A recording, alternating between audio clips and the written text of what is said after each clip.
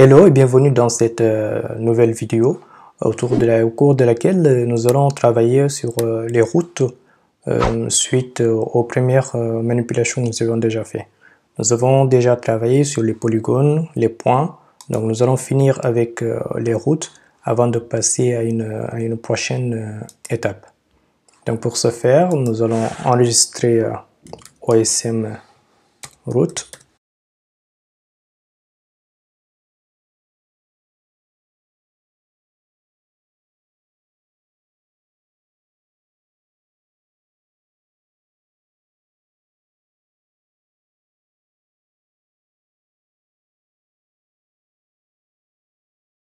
Puis nous allons cliquer sur enregistrer pour sauvegarder.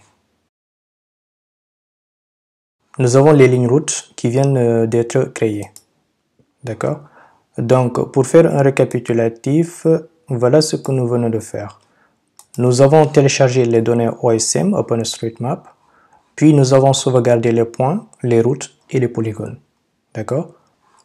Nous pouvons désélectionner les routes OSM qui ont été téléchargées et là, nous avons nos données.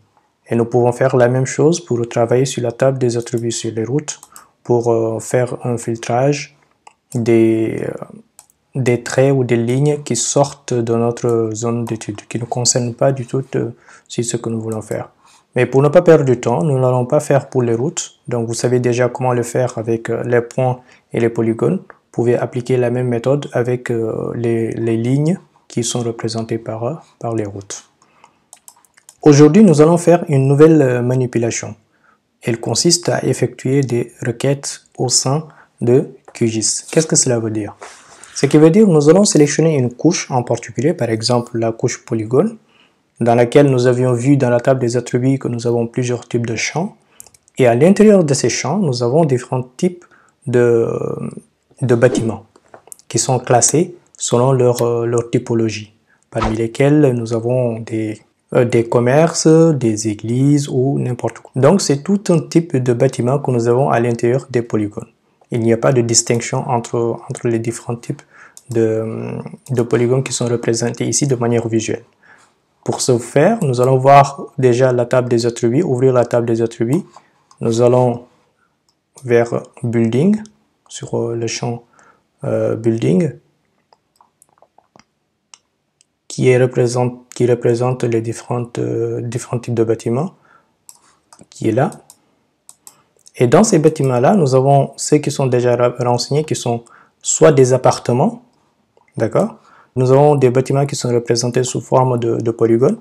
Et parmi ces bâtiments, nous avons des appartements, nous avons des églises qui sont des churches, nous avons des bâtiments qui sont catalogués comme étant des zones commerciales ou de type commercial. Nous avons des hôtels, puis nous avons des malls, nous avons des retail, des roofs, et d'autres qui sont juste représentés par yes. Par exemple, en renseignant ces données qui ont été renseignées, est-ce que c'est un bâtiment ou bien est-ce que c'est un building, qui ont été directement dit yes, mais qui ne sont pas détaillés, c'est-à-dire de savoir exactement de quel type de building. Aujourd'hui, ce que nous allons faire, nous allons ouvrir cette couche polygone pour effectuer une requête. Et à partir de cette requête, nous allons dire à cette requête de sélectionner uniquement les bâtiments qui sont de type commercial, à exclure les autres. D'accord? Et à partir de là, nous allons enregistrer cette couche pour pouvoir utiliser ces données. Mais pour ce faire, pour éviter de perdre des données, nous allons déjà faire dupliquer cette couche. Ce qui veut dire nous allons faire une copie. D'accord? Pour cela, il suffit de cliquer sur la couche, faire un clic droit, puis cliquer sur dupliquer. Donc nous venons déjà de créer une copie de cette couche. D'accord? N'oubliez pas, en créant une copie de cette couche, elle n'est pas enregistrée. D'accord? Et donc pour ce faire, nous allons l'enregistrer plus tard. L'avantage de dupliquer cette couche, c'est d'effectuer une copie de la couche originale afin d'éviter de perdre des données et de revenir plus tard en cas d'erreur. D'accord? Donc l'objectif, on va travailler sur une copie en dehors de la couche originale qui est déjà enregistrée. Donc pour ce faire, nous allons faire un double clic sur cette couche. Puis une fois que nous avons fait un double clic sur cette couche, nous serons sur l'onglet source et à partir de source, nous allons cliquer sur constructeur de requête. Une fois que nous sommes sur constructeur de requête, nous avons un nouvel champ, une nouvelle fenêtre qui apparaît, qui est intitulée constructeur de requête. Et donc, justement, c'est un ajustement de filtre de fournisseur de données, de tout ce que comporte la couche polygone que nous avons ouvert. Donc, nous avons OSM ID et ainsi de suite. Essayons d'abord de comprendre ce constructeur de requête. Là, nous avons champ, c'est-à-dire qui nous donne un aperçu de tous les champs existants sur cette couche shapefile OSM Polygon que nous venons de télécharger et enregistrer. Puis, dans cette partie, nous avons les valeurs. Donc, dès que nous sélectionnons un élément de champ contenu dans cette partie, nous pouvons avoir un aperçu des valeurs qui sont contenues à l'intérieur de ce champ. Soit un échantillon, soit affiché tout en même temps. Et ici, nous avons des opérateurs qui vont nous permettre d'effectuer des manipulations selon le choix. Par exemple, si nous sélectionnons un champ, nous allons faire une opération de savoir égal, supérieur ou égal, like, comme, et, ou bien non. Donc, ce sont ces différents types d'opérations que nous allons effectuer à partir de là, qui vont apparaître ici, puis effectuer un test, soit les valider ou les modifier. D'accord? Donc, ce que nous allons faire pour le moment, nous allons travailler sur la couche, sur le champ building. Building, c'est-à-dire qu'il signifie bâtiment. Et à partir de bâtiment, donc nous allons faire un double clic pour qu'il puisse apparaître ici. Puis, vous pouvez sélectionner building, cliquer sur échantillon. Quand vous cliquez sur un échantillon, ça va vous donner un échantillon de tous les champs contenus d'un building ou toutes qui va permettre d'afficher toutes les valeurs ou toutes les données que contiennent le champ building. Et donc, ce que nous souhaitons faire, c'est à l'intérieur des buildings, sur les différents types de polygones, nous allons sélectionner uniquement les bâtiments de type commercial. Donc, pour ce faire, nous venons de double-cliquer sur Building qui apparaît ici, puis de faire Égal, puis de cliquer sur Commercial, faire un double-clic sur Commercial.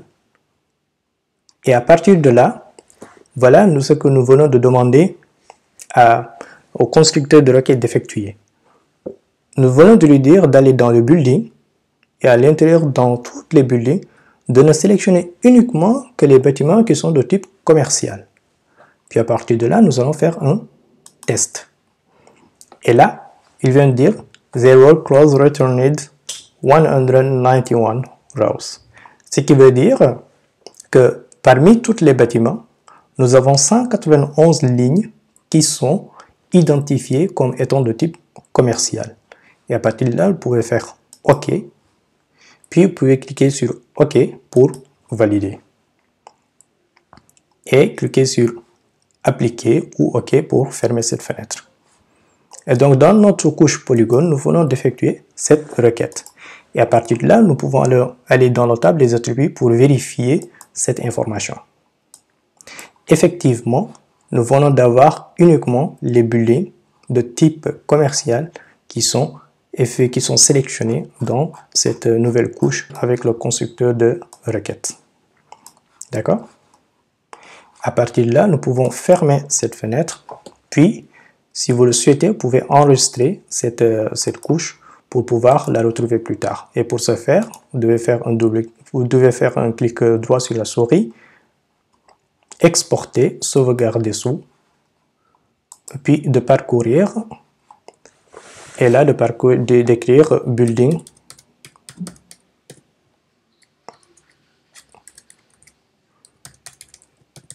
commercial. Puis cliquez sur enregistrer pour sauvegarder.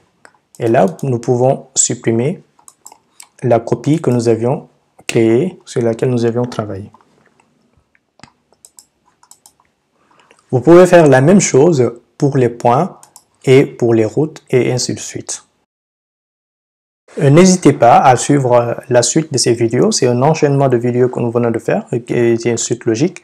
Donc, après chaque vidéo, si nous continuons, nous allons voir plus tard comment appliquer les styles initial que nous avions pour ne pas perdre la représentation, mais aussi de gagner du temps sur ces méthodes de traitement de données.